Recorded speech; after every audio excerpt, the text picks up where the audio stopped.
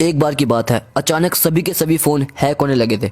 शुरुआत में लोगों को लगा कि ये उनके फ़ोन की दिक्कत है, लेकिन ऐसा नहीं था। सभी के सभी फ़ोन एक साथ हैक हो जाए, ये कोई फ़ोन की दिक्कत नहीं हो सकती। सबको पता था कुछ बुरा होने वाला है, लेकिन क्या, ये किसी को नहीं पता था। अचानक से शहर के बाहर बहुत सारी गाड़ी आ जाती है, जिनमें बहुत सारे हैकर्स भी होते हैं। इन्हीं हैकर्स ने सभी के सभी फ़ोन को हैक किया था। ये सभी लोग फ्री फायर के ऑफिस को हैक करना चाहते थे, लेकिन फ्री फायर के ऑफिस के बाहर बहुत ही तगड़ी सिक्योरिटी थी। जैसे ही वहाँ के गार्ड्स को पता चलता है कि शहर पर हैकर्स ने हमला कर दिया है, वो बहुत ही ज्यादा चौकन्ना हो जाते हैं। गार्ड्स चारों तरफ हैकर्स को ढूंढते हैं, लेकिन तभी एक गार्ड जोरों से पीछे की तरफ गिर जाता है। किसी को समझ नहीं आ रहा था कि क्या हो रहा है, लेकिन तभी वहाँ से एक आदमी बाहर निकलता है। ये कोई और नहीं बल्कि उन हैकर्स का बॉस था, जिसके हाथ में एक गन भी थी। वो पहले गार्ड को मार के दूसरे गार्ड के सीने पे गोली मार देता है। हैकर को लगता है कि अब उसके रास्ते में कोई भी नहीं है, लेकिन वो गलत था।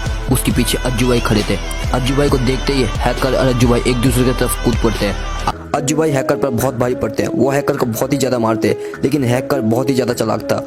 वो अज्जू भाई के सामने सरेंडर करने का नाटक करता है, लेकिन उसके हाथ में एक चाकू था।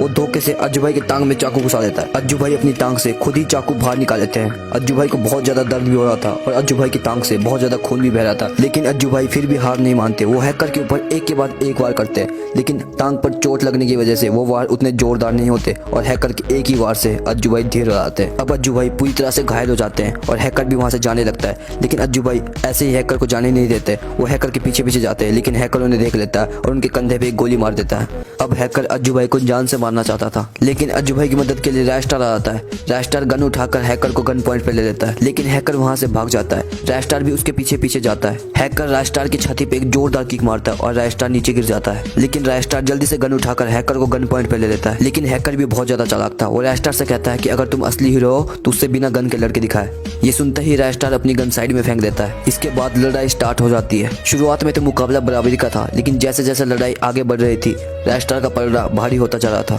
हैकर को पता था कि वो रैस्टार से नहीं जीत पाएगा, इसलिए वो गन उठाता है और रैस्टार के कंधे पे एक गोली मार देता है। रैस्टार अब अधमरी हालत में जमीन पर पड़ा था। फ्री फायर के ऑफिस को हैक करने के लिए एक कोड की जरूरत थी, जो कि सिर्फ और सिर्फ अज्जू भाई को पता था। हैकर अज्जू भाई से बोलता है कि अगर तुम रैस्टार को जिंदा देखना चाहते हो तो उन्हें वो कोड बता दो, और ये कहकर वो रैस्टार को लेके यहाँ से चला जाता है। हैकर के जाने के बाद बैज 99, ज्ञान सुजान और सुनीता गेमिंग अज्जू भाई के पास आते हैं। अज्जू भाई उन्हें बताते हैं कि हैकर्स रैस्टार को किडनैप करके ले गए हैं। सभी यूट्यूबर्स मिलकर एक टीम बनाते हैं और वो डिसाइड करते हैं कि वो हैकर्स के ऊपर हमला करेंगे। कुछ देर बाद सभी यूट्यूबर्स गाड़ियों में बैठकर हैकर्स के शहर की तरफ रवाना हो जाते हैं। कुछ देर बाद सभी यूट्यूबर्स वहां पहुंच जाते हैं जहां पे रैस्टार को किडनैप करके रखा गया था, लेकिन वहां पर बहुत तगड़ी सिक्योरिटी थी। सबसे पहले बैज 99 को एक गार्ड दिखाई देता है। वो उस गार्ड के पीछे खड़ा हो जाता है और चुपके से उस गार्ड को मार भी देता है। उसके बाद अज्जू भाई भी एक गार्ड के पीछे जाके खड़े हो जाते हैं और उस गार्ड को मार देते हैं, लेकिन एक गार्ड अज्जू भाई को देख लेता है और वो सब कुछ जाकर हैकर को बता देता है। हैकर बहुत ही ज्यादा चालाक था। जैसे ही उसे पता चलता है कि अज्जू भाई की टीम ने उसके इलाके पर हमला कर दिया है, वो रैस्टार के ऊपर गन तान देता है और अज्जू भाई से बोलता है, तुम्हारे जितने भी आदमी यहाँ आसपास छुपे हैं उन्हें बाहर बुला लो,